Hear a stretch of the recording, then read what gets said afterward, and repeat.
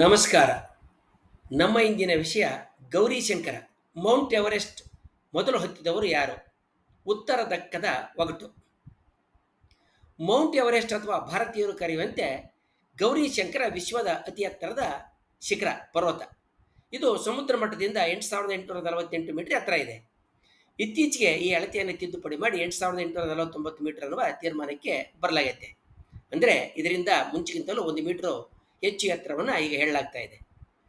British ಆವಿಷ್ಕಾರಕ ಮತ್ತು ಅನ್ವೇಷಕ John hunt ಅವರ ಮುಂದಾಳತ್ವದ ತಂಡದ ಭಾಗವಾಗಿದ್ದ ನ್ಯೂಜಿಲೆಂಡ್ನ ಸರ್ ಎಡ್ಮಂಡ್ ಹಿಲರಿ ಮತ್ತು ನೇಪಾಳದ ಶೆರ್ಪಾ ತೇನ್ಸಿಂಗ್ ನಾರ್ಗೆ 29 ಮೇ 1953ರಂದು ಎವರೆಸ್ಟ್ ಶಿಖರದ ತುದಿಯನ್ನು ಮೊದಲ ಬಾರಿಗೆ ತಲುಪಿದರು. ಇದು ಮಾನವನ ಇತಿಹಾಸದಲ್ಲಿ ಪ್ರಮುಖ ಸಾಧನೆ ಎಂಬುದಾಗಿ ಪರಿಗಣಿಸಲ್ಪಟ್ಟಿದೆ. ಈ ಶಿಖರದ ತುದಿಯನ್ನು ತಲುಪಿದ ಮೊದಲಿಗರು ಎನ್ನುವ ಕೀರ್ತಿ ಇವರ ಪಾಲಿಗೆ ದಕ್ಕಿದೆ. ಇವರ ಈ ಸಾಹಸ ಪರ್ವತಾರೋಹಣ ಕ್ಷೇತ್ರದಲ್ಲಿ ಹೊಸ ದಾರಿಯನ್ನು ತೆರೆದಿದೆ. ಮಾನವನ ಸಹನೆ, ತಾಳ್ಮೆ ಮತ್ತು ದೈಹಿಕ ಮಾನಸಿಕ ಶಕ್ತಿ ಕುರಿತು ವೈಜ್ಞಾನಿಕ ಅಧ್ಯಯನಕ್ಕೆ ಇದು ಪ್ರಮುಖ ಆಧಾರ ಆಗಿದೆ. ಹಿಲರಿ ಮತ್ತು ತೆನ್ಸಿಂಗ್ ನಾರ್ಗೆ ಇವರನ್ನು ವಿಶ್ವ ಮಟ್ಟದಲ್ಲಿ ಶೌರ್ಯ, ಧೈರ್ಯ ಮತ್ತು ಮಾನವನ ಎಡೆಬಿಡದ ಸಾಹಸಗಳ ಸಂಕೇತಗಳಾಗಿ ಪರಿಗಣಿಸಲಾಗಿದೆ. 1924ರಲ್ಲಿ ಆಂಡ್ರೂ ಇರ್ವೈನ್ ಮತ್ತು ಜಾರ್ಜ್ ಮಲರಿ ಎನ್ನುವ ಇಬ್ಬರು ಸಾಹಸಿಗಳು ಎವರೆಸ್ಟ್ ಪರ್ವತದ ತುದಿಗೆ ಹತ್ತೋದಕ್ಕೆ ಪ್ರಯತ್ನವನ್ನು ಮಾಡ್ತಾರೆ. ಆ ಕಾಲದಲ್ಲಿ ಈಗಿನಂತೆ ಆಮ್ಲಜನಕದ ಉಪಕರಣಗಳು ಸುಧಾರಿತ ರೀತಿಯಲ್ಲಿ ಆಧುನಿಕ ರೀತಿಯಲ್ಲಿ ಇರೋದಿಲ್ಲ. ಹವಾಮಾನ ಕುರಿತಾದ ಮಾಹಿತಿ ಕೂಡ ಬಹಳ ಅಸ್ಪಷ್ಟವಾಗಿರುತ್ತೆ. ಮಾರ್ಗದರ್ಶನ ಮತ್ತು ತಾಂತ್ರಿಕ ಸಾಧನಗಳು ಕೂಡ ಅತ್ಯಂತ ಆದಿಮ ಸ್ಥಿತಿನಲ್ಲಿ ಅಂದರೆ ಕ್ರೂಡ್ ರೀತಿಯಲ್ಲಿ ಇರ್ತವೆ. ಜಾರ್ಜ್ ಮುಲ್ಲರಿ ಅನುಭವಿ ಪರ್ವತಾರೋಹಿಯಾಗಿರ್ತಾನೆ.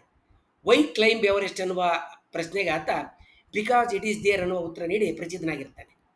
ಈತನ ಜೊತೆಗೆ ಆಂಡ್ರೂ ಸ್ಯಾಂಡಿ ಇರ್ವೈನ್ ಎನ್ನುವ 22 ವಯಸ್ಸಿನ ಇಂಜಿನಿಯರಿಂಗ್ ವಿದ್ಯಾರ್ಥಿ ಮತ್ತು ಉತ್ತಮ ಕ್ರೀಡಾಪಟು ಕೂಡ ಸೇರ್ಕೊಂಡಿರ್ತಾನೆ. ಬೆಟ್ಟ ಹತ್ತುವವರಿಗೆ ಬೇಕಾದಂಥ ಆಮ್ಲಜನಕದ ಉಪಕರಣಗಳನ್ನ ಸುಧಾರಣೆ ಮಾಡೋದಕ್ಕೆ ತಾಂತ್ರಿಕ ನೆರವನ್ನು ಕೂಡ ಈ ವಿದ್ಯಾರ್ಥಿ ಅಂದರೆ ಸ್ಯಾಂಡ್ರಿ ಇರ್ವೈನು ಕೊಟ್ಟಿರ್ತಾನೆ. ಎಡ್ಮಂಡ್ ಹಿಲರಿ ಮತ್ತು ನೇಪಾಳದ ಶೆರ್ಪಾ ತೆನ್ಸಿಂಗ್ ನಾರ್ಗೆ ಇವರಿಗಿಂತಲೂ ಮೊದಲು ಇಬ್ಬರು ಸಾಹಸಿಗಳು ಎವರೆಸ್ಟ್ ಪರ್ವತದ ತುದಿಯನ್ನು ತಲುಪಿರಬಹುದು ಅನ್ನುವ ಸಂಶಯ ಪಡುವಂತೆ ಹಲವಾರು ಸಾಕ್ಷ್ಯಗಳು ನಂತರ ದಿನಗಳು ಸಿಕ್ಕಿದ್ದಾವೆ. 1924ರ ಜೂನ್ 8ರಂದು ಮಲ್ಲರಿ ಮತ್ತು ಇರ್ವೈನು ಎವರೆಸ್ಟ್ ಶಿಖರದ ತುದಿ ಮುಟ್ಟುವ ಕೊನೆಯ ಹಂತದ ಪ್ರಯಾಣಕ್ಕೆ ಸಿದ್ಧರಾಗ್ತಾರೆ. ಇವರಿಬ್ಬರು ಕೊನೆಯ ಬಾರಿಗೆ ಸೆಕೆಂಡ್ ಸ್ಟೆಪ್ ಅಂತ ಗುರುತಿಸಲಾದ ಶಿಖರದ ತುದಿಯಿಂದ 300 ಮೀಟರ್ ಕೆಳಗಿರುವ ಎತ್ತರದ ಹಂತ ತಲುಪಿದ್ದನ್ನು ನೋಯಲ್ ಓಡೆಲ್ ಅನ್ನುವಾತ ಕಂಡಿರ್ತಾನೆ. ಇದಾದ ನಂತರ ಇವರು ಹಿಂತಿರುಗಿ ಬರೋದಿಲ್ಲ ಮತ್ತು ಯಾರಿಗೂ ಕಾಣಿಸ್ಕೊಳ್ಳೋದಿಲ್ಲ. ಆದ್ದರಿಂದ ಇವರು ಎವರೆಸ್ಟ್ ಶಿಖರದ ತುದಿಯನ್ನು ಮುಟ್ಟಿದ್ರೋ ಇಲ್ವೋ ಅನ್ನೋದು ಇಂದಿಗೂ ಕೂಡ ರಹಸ್ಯವಾಗಿಯೇ ಉಳಿದಿದೆ. 1933ರಲ್ಲಿ ಇರ್ವೈನ್ ಬಳಸಿದ್ದ ಒಂದು ಐಸಿಯಾಕ್ಸ್ ಅಂದರೆ ಹಿಮವನ್ನು ಕಡಿಯುವ ಕೊಡ್ಲಿ ಪತ್ತೆಯಾಗುತ್ತೆ.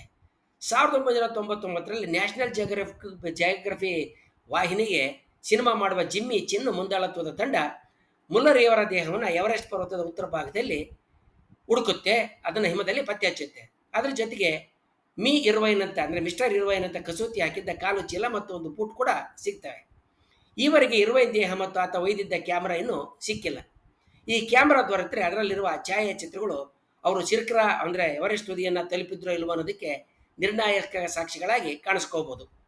ಈ ಪುರಾವೆಗಳ ಹಿನ್ನೆಲೆಯಲ್ಲಿ ಮಲ್ಲರಿ ಮತ್ತು ಇರ್ವೈನು 1924ರಲ್ಲಿ ಎವರೆಸ್ಟ್ ಶಿಖರದ ತುದಿ ತಲುಪಿದ್ದಿರಬಹುದು ಎನ್ನುವ ಅನುಮಾನ ಉಳ್ಕೊಂಡಿದೆ. ಈ ಅನುಮಾನ ಪರ್ವತಾರೋಹದ ಇತಿಹಾಸದಲ್ಲಿ ದೊಡ್ಡ ಪ್ರಶ್ನೆಯಾಗಿ ಉಳ್ಕೊಂಡಿದೆ.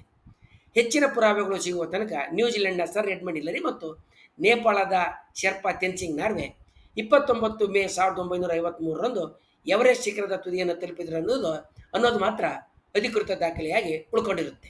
ಮುಂದಿನ ವಿಡಿಯೋದಲ್ಲಿ ನಾವು ಮಾನವ ನಡೆಸಿದ ಸಾಹಸದ ಚರಿತ್ರೆಯಲ್ಲಿ ಇಂತಹ ಹಲವು ಪ್ರಕರಣಗಳು ದಾಖಲಾಗಿದ್ದಾವೆ.